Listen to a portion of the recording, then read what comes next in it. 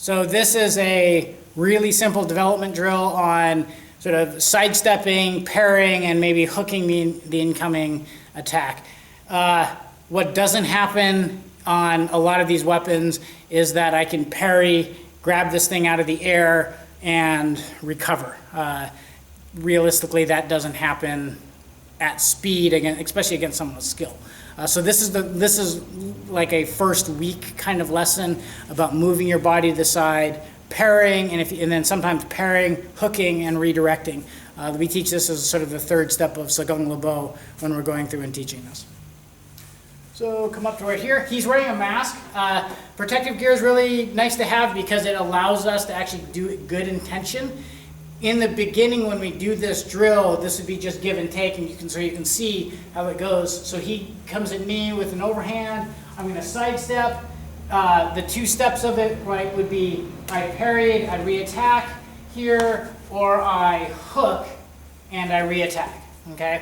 On all of these, the hand is the insurance. It should be my footwork that actually saves me. This either allows control or just insurance. We don't want to rely on this weapon or this hand to be the sole job of defense. We want to be out of position with this.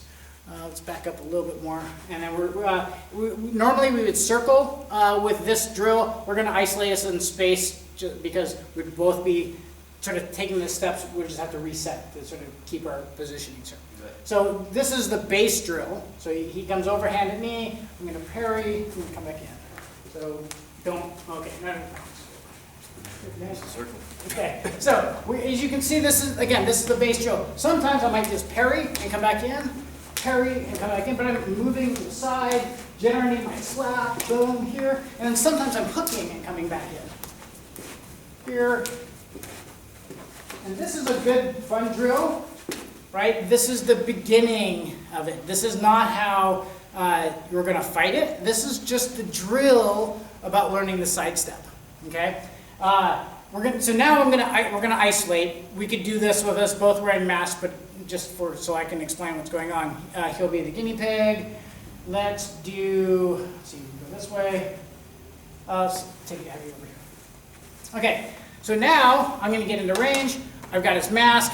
A fencing mask gives you a couple inches of extra leeway. So you might hear that. That's not necessarily a hit, okay? But it's a good lesson, obviously, that I'm really, really close. So the ideal is, even though I might make barely any contact, is that doesn't happen, right? He wants to be out of the way on that one. So now, here, let's come back and we're just a little bit closer. We're not going to move our feet on this one now, and obviously he's ready for it, but we're now just isolating the sidestep and the hit, okay? I want to make sure that I'm within range here.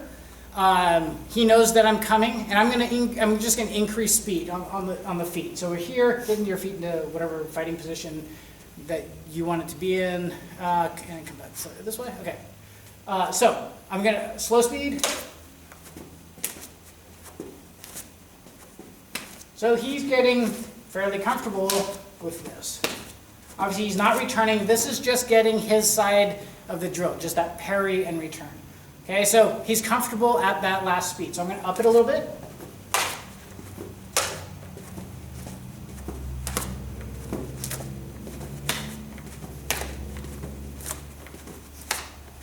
Okay, so he's getting it. Now, the majority of the time, he adapted to that speed. He picked it up. He's barely moving. He's out of breath, right? Because there's a lot of concentration. That's not a bad thing. I'm not criticizing him for that. But because there's a lot of concentration that he's focusing on right there, he's burning mental, obviously physical energy to explosively work that. Okay, same thing. We're going to up the speed again.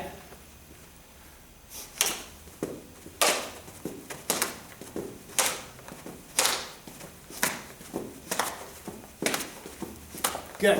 Okay. Next step, same thing. I'm going to break rhythm a little bit. Okay. I'm not faking him, but instead of beat and beat and beat, where he can kind of time me a little bit, we're going to break rhythm. Okay. Again, I want to make sure that we're within range here.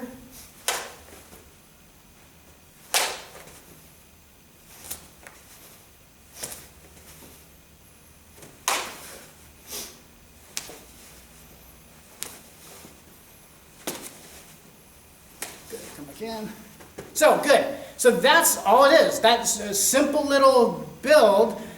Starts from a basic drill of give and take, energy drill, to a feeder drill, to me legitimately trying to hit it, right? Obviously he knows that it's going to be the overhand attack, and I'd argue that if I was doing this, not only do I not have the range that I had over there, but I am predictable, right? If as an attacker, if I'm coming at you like this, I'm not like, ha, and stabbing him in the groin, right? No, a real life attack comes here. If you can deal with this kind of broken, not rhythm attack, you should be, well, as a starting point about defending yourself, this is a simple way to do this. Okay, so we're going to do the same thing. Again, just like before I was chambered here, I'm going to be chambered here. He knows what's coming. I'm already within striking range with a little extension, okay?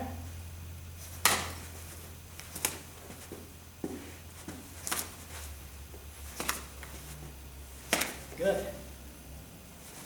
Okay, so legitimate skill, right?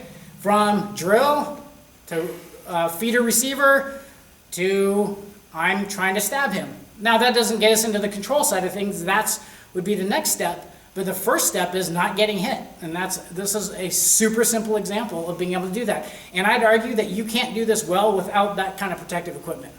I can't stab in the face 10 times and he can't fail 10 times without a bunch of without this PPE.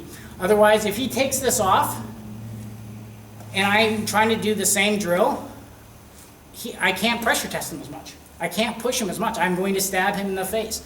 And that's not okay. So this is one of the things that we want to get across with these kinds of drills. Why we wear PPE when we do this, so that we are safe, but also that we can push each other a little further. Good, hope that helps.